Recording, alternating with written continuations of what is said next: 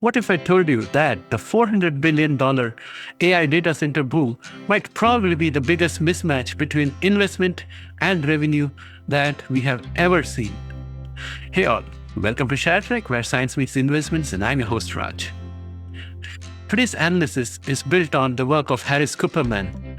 He's the founder of Praetorian Capital and runs the blog Adventures in Capitalism, where he has developed a reputation for spotting market imbalances early. Kupperman's style is very straightforward. He looks at numbers, checks if they add up, and isn't afraid to call out when they don't. Recently, he turned his attention to artificial intelligence and more specifically the massive data center build-out happening right now. He laid out an argument that the math behind this boom simply doesn't make sense. What I want to do in this video is to walk you through Kupperman's framework, then fact check it against the most recent data from companies like OpenAI, Anthropic, etc.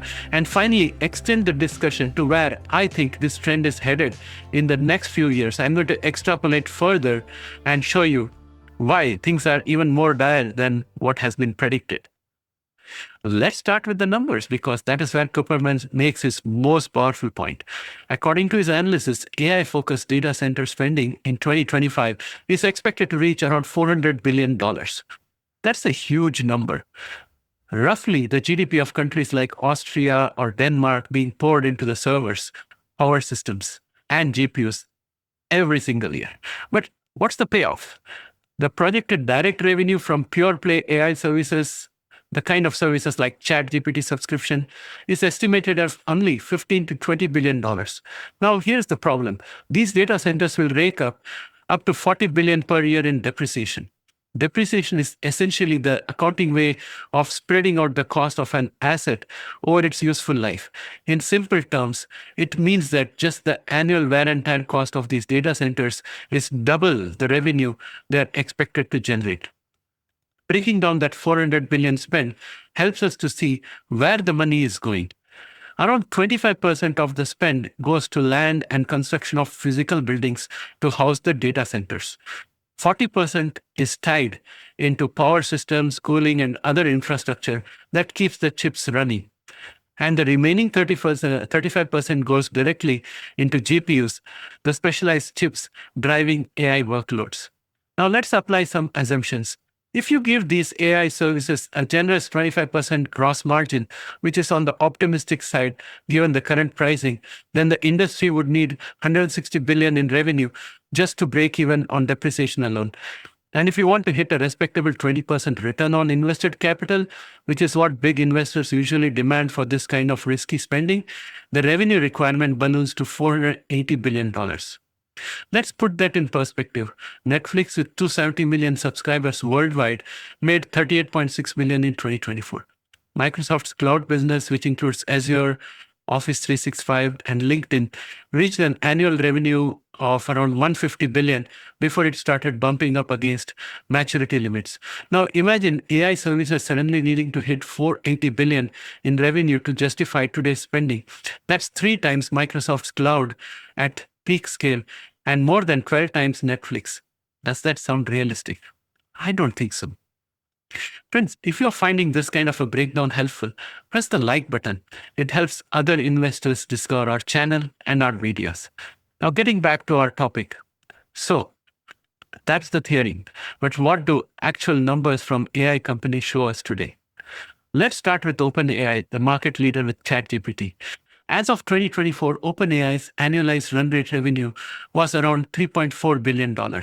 Optimists project it might reach somewhere between $5 to $10 billion by 2025. Sounds impressive until you compare it with the $100+ billion of infrastructure build-out that the company is rumored to be pursuing through 2029.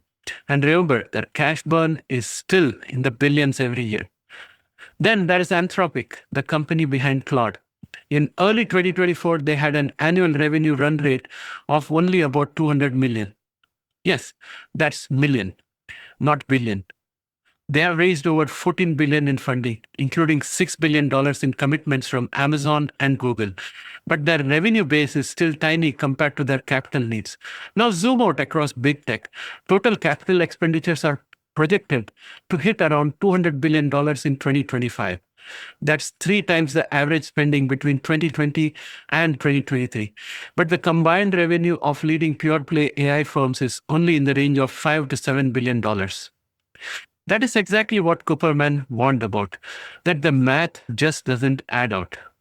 Even the leader in the field, OpenAI, is running with negative unit economics, and industry-wide revenues cover maybe 1/5 of the depreciation burden from 2025 data center investments. That's before we even talk about making a profit. Now, let's imagine all these data centers are built out over the next 2 years. The question is, what happens then? This is where my extrapolation comes in. I see 3 major phenomena playing out: fierce competition and commoditization once the infrastructure is in place. The race to monetize it begins.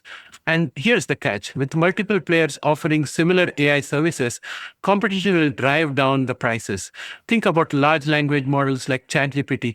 Subscription fees that look high today could easily start dropping as companies undercut each other, just like what happened with cloud storage or streaming services. The margins shrink as the markets mature. Second, a demand problem rooted in income distribution. Even if AI makes it cheaper to produce goods and services, that doesn't guarantee demand. Most customers need disposable income to buy these goods. And if wages remain stagnant and unemployment increases while productivity gains flow mostly to corporations, then the demand side falls apart. Unless governments step in with tax reforms or income redistribution, the majority of the people won't have the money to spend. And the result will be that you end up with cheaper products and services, but fewer buyers. The third aspect is that the endless GPU upgrade cycle is going to come to play. This one is crucial for investors. GPUs aren't like real estate, where you build once and it lasts decades. They need to be refreshed every 2 or 3 years to keep up with performance improvements. That means at least 35% of all capital spending will need to be repeated just to stay competitive. Yes, you can resell old GPUs to recoup some of that cost, but that creates another issue. A second tier of companies using older GPUs will flood the markets with lower priced AI services. This undercuts the pricing power of the first tier companies or the top tier companies that keep on buying new GPUs. In other words, even the resale market drives commoditization further. Now, in this context, I would just take a sidebar and say, think about what will happen to NVIDIA's market and its own existence. Now, put all of this together and the paradox becomes clear. AI will likely deliver extraordinary results in terms of capability, efficiency, and impact on industries. But financially, it could be too successful for its own good, transforming the world without ever generating sustainable profits. Well, friends, this is where it's more important for governments to start thinking about a sensible tax plan and a sensible redistribution of income to prevent this kind of a problem, and also to prevent social unrest and other social problems that will come in if you look at around 90% unemployment, which is what I frankly think is likely to happen. Well, friends, thanks for watching my video. If you have not yet subscribed, can you please subscribe and help grow this channel? I have a question for you. Do you think AI will ever become profitable at scale? Or will commoditization and upgrade cycles make it a perpetual money pit? Let me know in the comments. And now, having heard all of this, what is your take on your investments in the Mag 7 and in NVIDIA? I would like to hear from you. Well, friends, that brings me to an end of this video. I'll catch up with you again in the next one. Bye for now.